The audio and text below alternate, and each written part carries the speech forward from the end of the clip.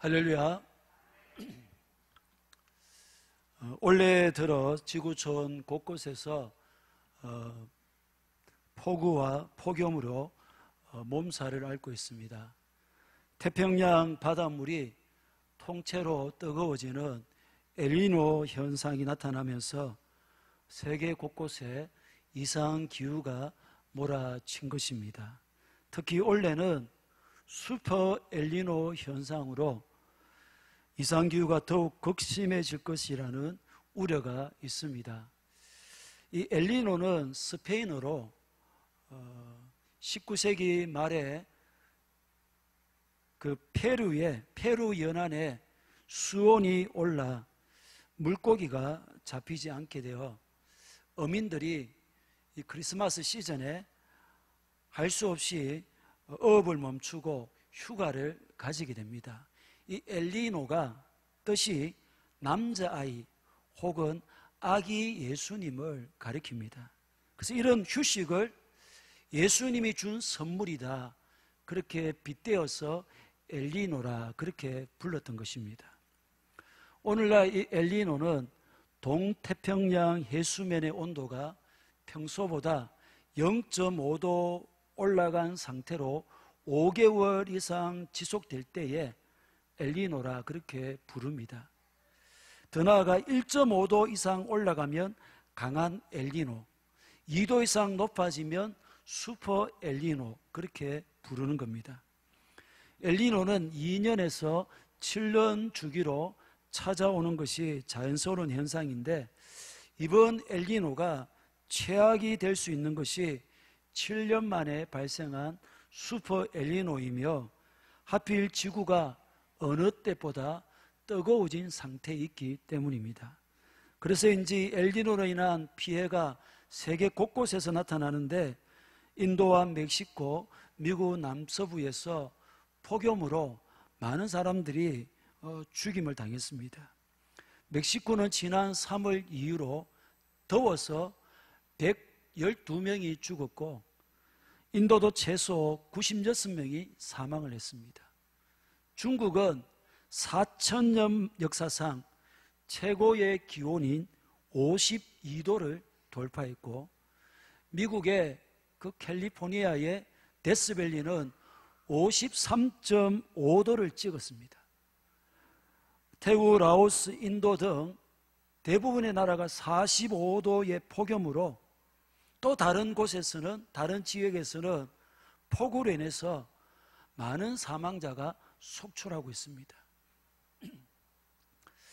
우리나라도 이번 폭우로 인하여 49명의 실종 사망자가 있었고, 수많은 이재민이 발생했습니다. 더욱 큰 우려는 세계 기상기후는 내년도 2024년도가 역사상 가장 뜨거운 해로 가장 강력한 슈퍼 엘니뇨가 발생할 것이라고 이미 경고를 했기 때문입니다. 참으로 살아가는 것이 쉽지가 않습니다. 2년 이상 지속된 코로나 시기에도 그렇지만, 이번 폭우와 세계 곳곳의 이상기후 현상을 보면서 마음이 무겁습니다. 그뿐 아니라 이 사회는 얼마나 혼란스럽습니까? 일례로 어제 그저께 서울 신림동에서 140m의 거리를 활보하며 만나는 행인들에게 무차별로 흉기를 휘둘러서 1명이 죽고 3명이 중상을 입는 사건이 있었습니다. 그 범행 이유를 물으니까, 나는 불행하게 사는데 남들도 불행하게 만들고 싶어서 분노에 가득 차서 범행을 저질렀다는 충격적인 그런 내용입니다. 여러분, 세상이 어떻게 되려고 하는지 고구마 100개를 먹은 듯 답답합니다. 제가 우리 애들에게 종종 하는 말이 있습니다. 저보다 나이가 많은 분들은 굉장히 가소롭게 여겨질 수도 있는데 양해하고 들으십시오.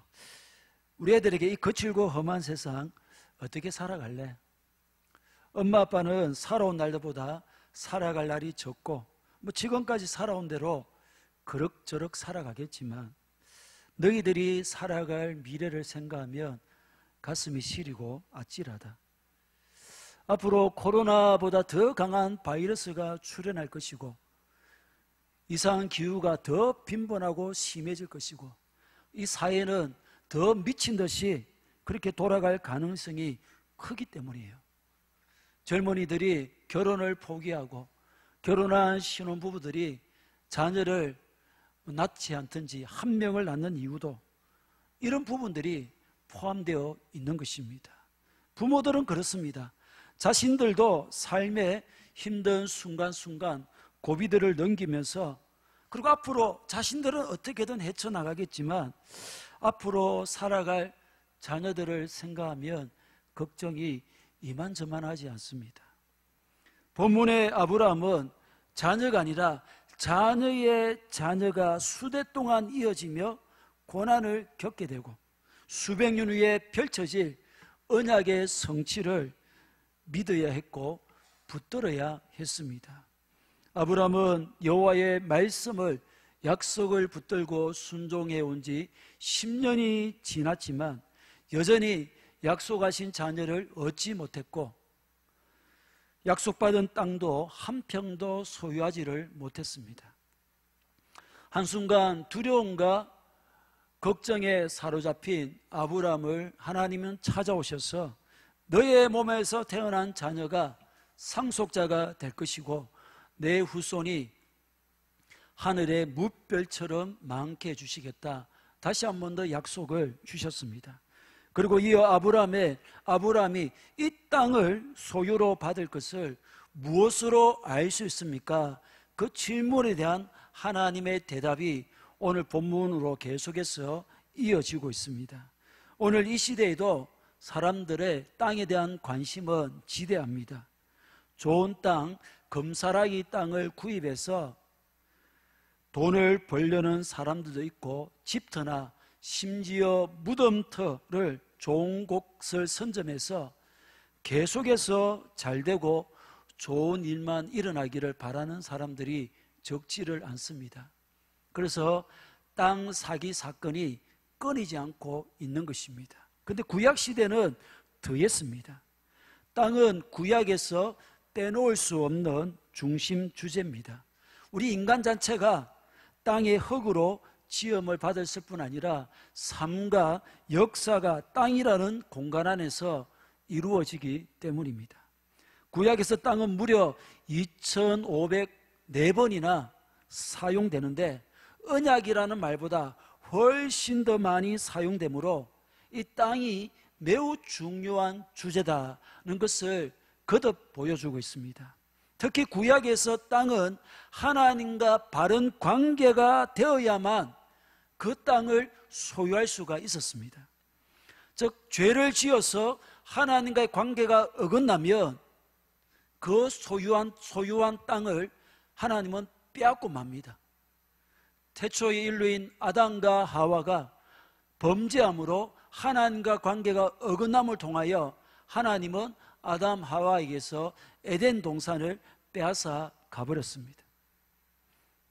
노아 홍수 위에 사람들이 하나님의 말씀을 믿지 못하고 시날 평지에서 바벨탑을 쌓는 그런 죄를 범했을 때에 하나님은 그들이 살고 있는 땅을 빼앗아서 그들을 세계 여러 곳으로 흩어버리셨습니다. 무엇 때문에 북이스라엘이 주전 722년에 아수르에 의해서 멸망을 당했고 남유다가 주전 586년에 바벨론에 의해서 멸망을 당한 것입니까? 하나님과의 관계가 어긋남으로 하나님께서 그들에게 허락한 약속의 땅을 빼앗아버리고 그 땅에서 그들을 쫓아버린 것입니다. 레위기와 신명기의 여러 곳에서 하나님은 여러 차례 경고하셨습니다. 레위기 20장 22절입니다. 시작. 규례와 법도를 지켜 행하라. 그리하여야 내가 너희를 인도하여 거주하게 하는 땅이 너희를 토하지 아니하리라. 무슨 말입니까? 아무리 약속받은 땅이라고 할지라도 너희가 범죄하면 약속의 땅이 너희를 토해낸다는 것입니다. 그렇습니다. 이스라엘이 계속 땅을 소유하려면 하나님의 기준에 맞는 특별한 삶을 살아야 했습니다. 출애굽 2세대에게 주신 레위기를 설교한 신명기에 나오는 모든 규례와 법도는 그 출애굽 2세대들이 가나안 땅에 들어가서 지켜야 될 내용으로, 가나안 땅을 차지한 그들이 그 땅을 계속해서 유지하기 위해서는 필수적으로 지켜야 될 규례와 계명이었던 것입니다. 땅은 분명히 하나님의 약속에 의해서 주신 선물이지만 하나님의 요구를 성실히 수행해야만 그 땅의 풍요와 번영을 누릴 수 있으며, 뿐만 아니라 그 땅을 계속해서 소유로 가질 수가 있게 되는 것입니다. 따라서 하나님께 대한 불순종은 그 땅으로부터 축출이라는 무서운 저주를 받게 합니다. 이스라엘이 70년 포로 생활을 한 것도 이 땅과 관련이 되어 있습니다. 레위기 26장 34절 35절입니다. 너희가 원수의 땅에 살 동안에 너희의 본토가 황무할 것이므로 땅이 안식을 누릴 것이라. 그때 땅이 안식을 누리리니 너희가 그 땅에 거주하는 동안 너희가 안식할 때 땅은 쉬지 못하였으나 그 땅이 황무할 동안에는 쉬게 되리라. 아멘. 역대하 36장 20절 21절입니다. 시작. 그가 바벨론으로 사로잡아 가매 무리가 거기서 갈대아 왕과 그의 자손의 노예가 되어 바사국이 통치할 때까지 이르니라. 이에 토지가 황폐하여 땅이 안식년을 누린같이 안식하여 70년을 지냈으니 여호와께서 예레미야 입으로 하신 말씀이 이루어졌더라. 무슨 의미입니까? 이스라엘은 매년 7년 안식년마다 땅을 쉬게 됩니다. 농사를 지으면 하는데 땅을 그냥 내버려 두어야 됩니다. 땅에 안식을 줘야 됩니다. 그리고 50년째 희년마다 또 땅을 쉬게 안식을 줘야 됩니다. 안식을 주게 해야 됩니다. 하지만 아브라함의 후손이 가나안 땅을 차지한 이래로 820년 동안 단 한 차례도 안식년과 희년을, 즉 이 땅을 쉬게 하는 일을 지키지를 않았습니다. 그래서 하나님이 이미 말씀하신 대로 70년 동안 포로로 끌려가게 하셔서 억지로 이 가나안 땅을 안식하게 하셨다는 겁니다. 즉 땅을 위해서 범죄한 인간을 하나님은 쫓아버리신 거예요. 사랑하는 여러분, 우리가 하나님과의 바른 관계를 유지할 때에 하나님이 만드신 모든 것을 누릴 수가 있습니다. 이스라엘은 안식년에 희년에 농사 짓지 않으면 수익이 줄어들까 두려워서 안식년 희년을 지키지를 않았습니다. 그러자 약속의 땅 하나님의 나라는 인간의 수고와 노력으로 운영되는 것이 아니라는 것을 보여주기 위해서 기필코 포로로 끌려가게 하셔서 그 땅을 안식하게 하셨던 것입니다. 하나님과의 관계가 어긋나면 우리는 땅보다 못한 존재가 됩니다. 아담이 하나님과의 관계가 어긋나니 땅이 저주를 받아 가시와 엉겅퀴를 내었습니다. 하나님과 어긋난 우리는 그야말로 저주의 아이콘, 저주의 손이 되어버려 무엇을 하든지 망하게 되어 있고 땅보다 더 못한 존재로 전락하게 되는 것입니다. 우리가 땀 흘리고 성실히 노력하고 수고하는 것도 중요하지만 더 중요한 것은 하나님과의 바른 관계입니다. 믿습니까? 이 관계가 회복되지 않는 한 우리가 아무리 수고를 해도 여러분 그 결론은 헛수고입니다.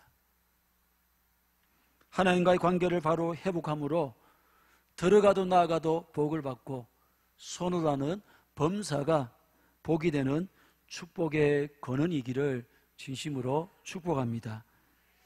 12절입니다. 시작.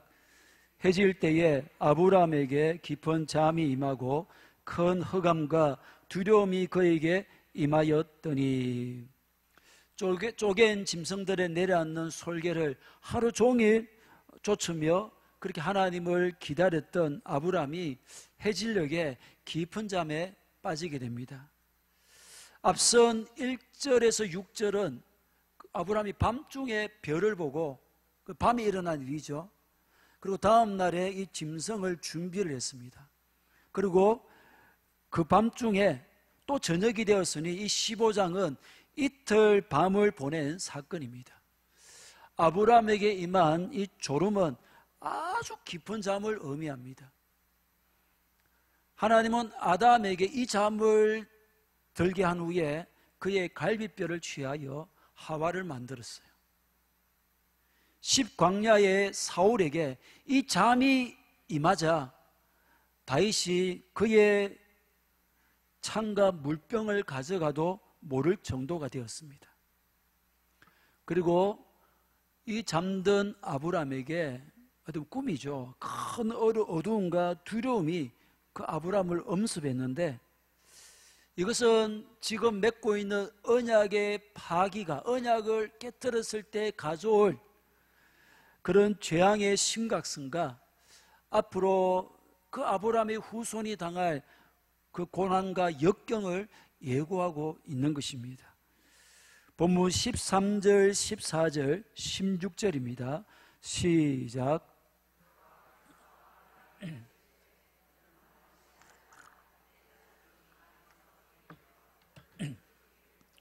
그들은 400년 동안 내 자손을 괴롭히리니 그들이 섬기는 나라를 내가 징벌할지며 그 후에 내 자손이 큰 재물을 이끌고 나오리라.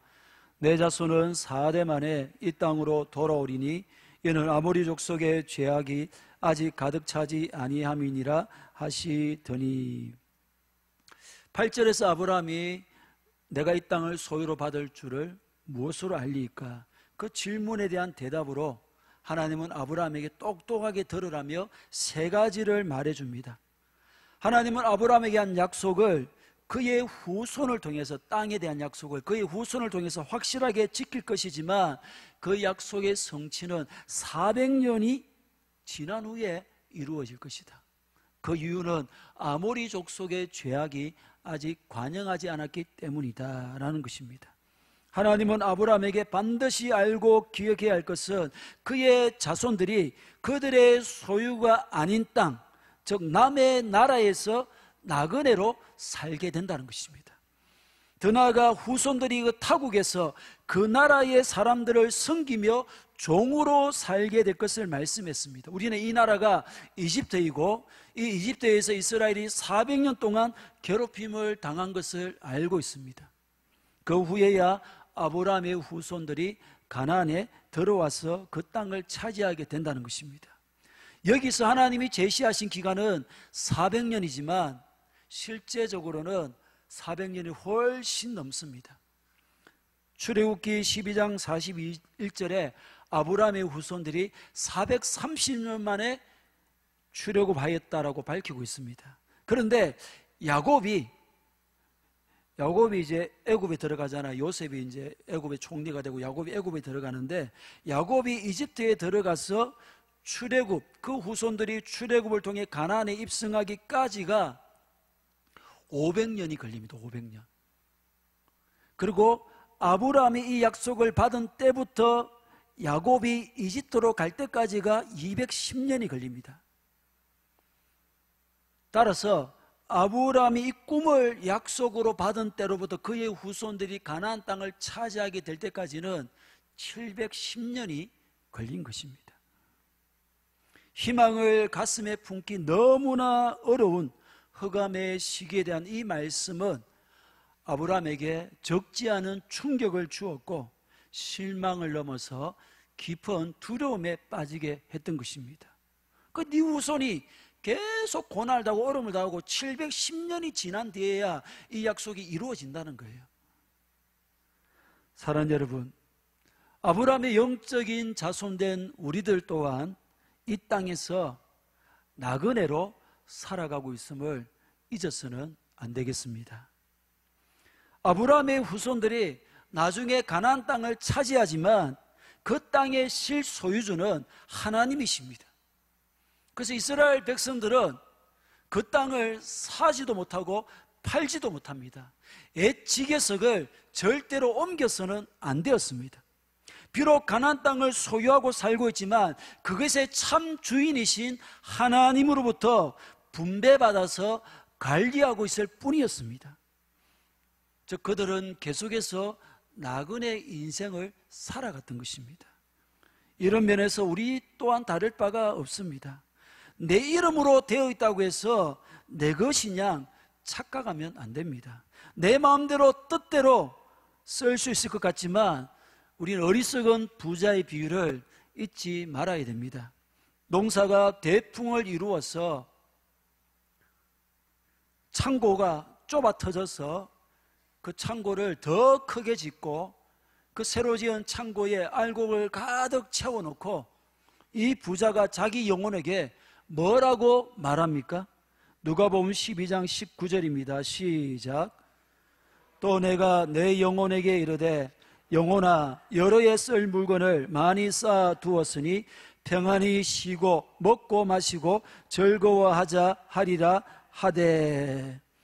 그저 부자에게 하나님은 착각하지 말라고 하십니다. 20절 하나님은 이르시되 어리석은 자여 오늘 밤에 내 영혼을 도로 찾으리니 그러면 내 준비한 것이 누구의 것이 되겠느냐 하셨으니. 그렇습니다. 결단코 내 인생이 아닙니다. 내 계획대로 생각만큼 흘러가지 않습니다. 이 땅은 우리가 잠시 스쳐 지나가는 곳일 뿐 우리에게는 언젠가 돌아가야 될 영원한 나라가 있습니다. 우리는 이 땅에서 객으로 나그네로 살아가는 자들이기에 여러분 이 땅에서 결코 우리가 주류가 될 수가 없어요.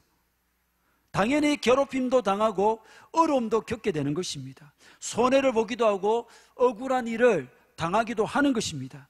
그럼에도 불구하고 우리를 향한 하나님의 약속은 성취되어 가며 반드시 성취될 것입니다. 주님 말씀처럼 우리가 세상에서 환난을 당하는 것은 당연하고 자연스러운 것입니다. 부귀영화가 오는 것이 아니라 환난이 온다는 것입니다. 하지만 세상을 이긴 주님이 우리와 함께 하시기에 우리는 담대해야 합니다. 그 담대함으로 세상을 향한 미련과 욕심을 버리고 나그네 인생답게 언제 어디서든지 부르시더라도 툴툴 털어버리고 하나님 앞으로 나아갈 수 있는 우리 모두이기를 진심으로 축복합니다. 14절에 하나님께서 모세를 통해서 10가지 재앙을 내리시고 이스라엘을 출애굽하실 것을 말씀하셨습니다. 16절에서는 아브라함의 후손이 가나안 땅을 400년이 지났어야 차지하게 되는 이유에 대한 설명입니다. 아브라함이나 그의 후손들의 문제라기보다는 이 가나안 땅에 현재 살고 있는 이 아모리 족속을 비롯한 가나안 여러 족속들의 죄악이 하나님께서 멸하셔야 할 정도로 아직 차지 않았다는 것입니다.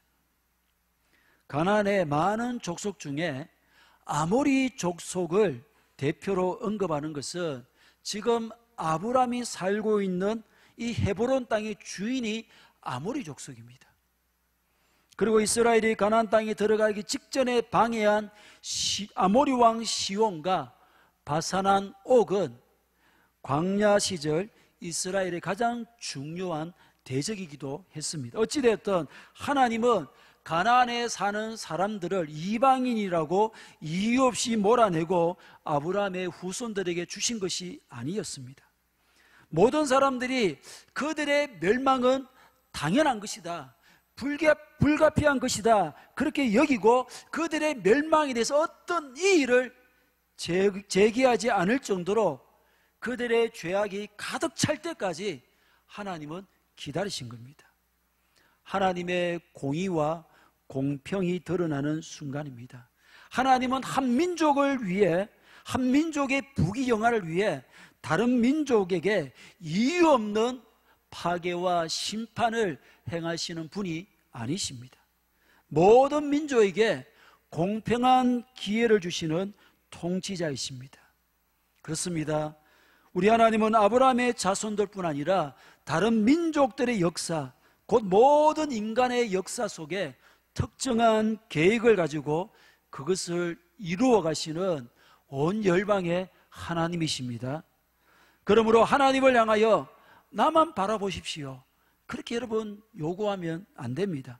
하나님은 나의 하나님이시기도 하지만 너의 하나님이시기도 하기 때문입니다.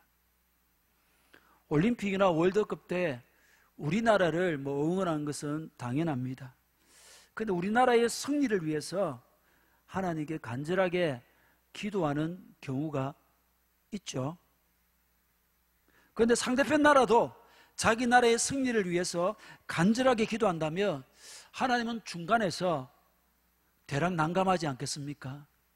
누구 기도를 들어줘야 되겠습니까? 믿음이 더 좋은 사람의 기도를 들어줘야 되는 겁니까? 물론 하나님은 전혀 흔들림이 없으시겠지만 이제는 우리가 내 필요, 내 요구, 내 기도만 응답되기를 바라는 그 모습을 좀 지양해야 한다는 것입니다.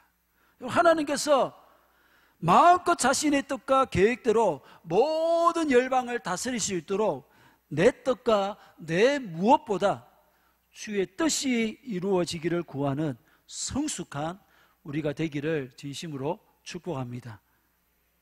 15절입니다. 시작. 너는 장수하다가 평안히 조상에게로 돌아가 장사될 것이요.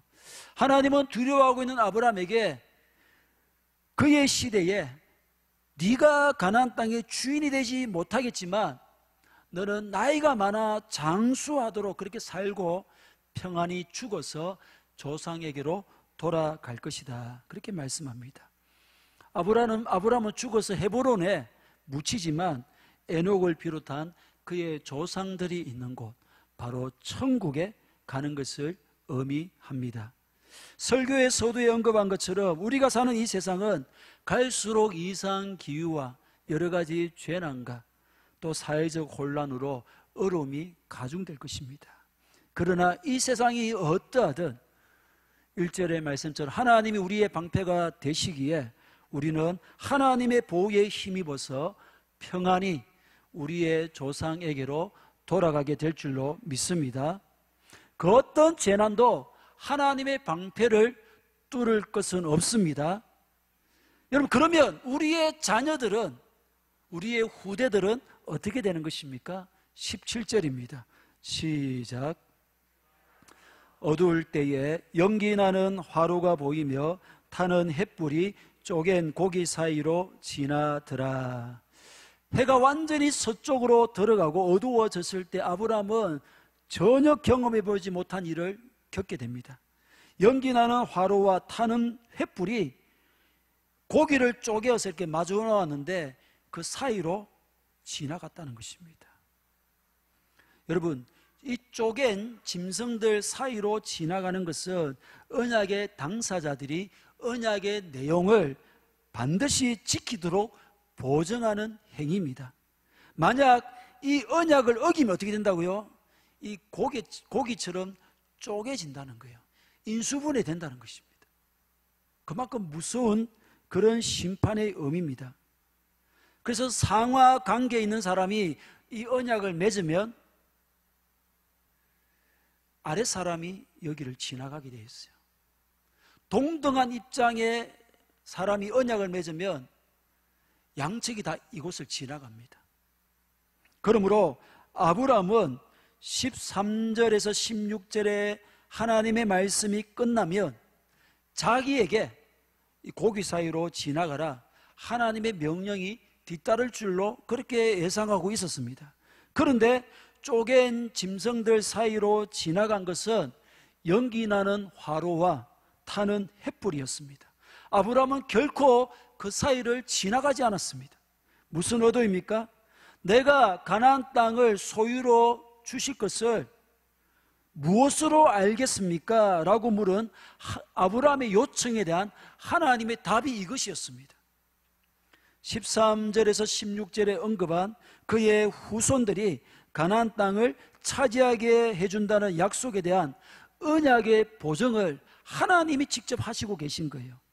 즉 아브라함에게 말한 대로 언약을 수행하지 않으면 하나님 자신이 이 짐승들과 같이 쪼개질, 상상도 할 수 없는 방법으로 아브라함에게 약속에 대한 확실한 증거를 보여주신 것입니다. 하나님은 언약 성취를 위해서 자신의 생명을 걸겠다는 강력한 의지로 마땅히 아브라함이 지나가야 될 그 길을 하나님이 직접 친히 지나가신 것입니다. 이것이 바로 복음입니다. 본문 19절부터 21절까지는 이미 가나안 땅에 살고 있는 족속들에 대한 언급입니다. 즉 이들이 가나안 땅을 차지하고 있지만 하나님께서 이 땅을, 이들을 몰아내고 네 후손들에게 반드시 주시겠다는 겁니다. 비록 네 후손이 잘못해도 실수해도 그들을 심판하는 것이 아니라 고기 사이로 지나가신 하나님 자신을 심판을 하면서도 그 약속을 이루시겠다는 겁니다. 사실 아브람도 연약하여 실패하고 그의 후손들도 얼마나 많이 넘어집니까? 하지만 하나님은 결국 아브라함을 믿음의 조상이 되게 하셨고 그 후손들에게 이 땅을 기업으로 주셨습니다. 그 후에 그들이 실패하여 땅을 빼앗겼고 계속 그들은 하나님께 범죄하는 실패의 연속이었습니다. 결국 언약을 세워 이르신 대로 그 언약을 성취하기 위해서 하나님이 짐승처럼 쪼개지는데 그것이 바로 예수 그리스도의 십자가 사건인 것입니다. 하나님이신 예수님이 십자가에서 이 짐승들처럼 쪼개지신 것입니다. 우리가 실패했는데 우리의 실패에 대한 책임을 하나님이 대신 지시고 그 언약을 이루신 것입니다. 믿습니까? 사랑하는 여러분, 우리는 평안히 조상에게로 돌아갈 것이며 우리의 자녀들, 우리의 후손들도 마찬가지입니다. 하나님이 보증이 되시는데 예수님을 십자가에 쪼개게 하신, 즉 자신의 생명을 버리면서까지 사랑하시는데 마땅히 책임져 주실 것입니다. 미래의 기후가 어떠하든 세상이 어떻게 미쳐서 돌아가든 믿고 맡기십시다. 언약을 세워 이루셨고 자신이 친히 쪼개 고기 사이로 지나가셨고 예수님의 십자가를 통해서 그것을 이루셨습니다. 따라서 언약의 성취의 표시인 십자가를 단단히 붙들고 하나님께서 우리와 우리 자녀들에게 주신 언약을 어떻게 성취시켜 나가시는지 그것을 목도하는 우리 모두가 되기를 주님의 이름으로 간절히 축복합니다.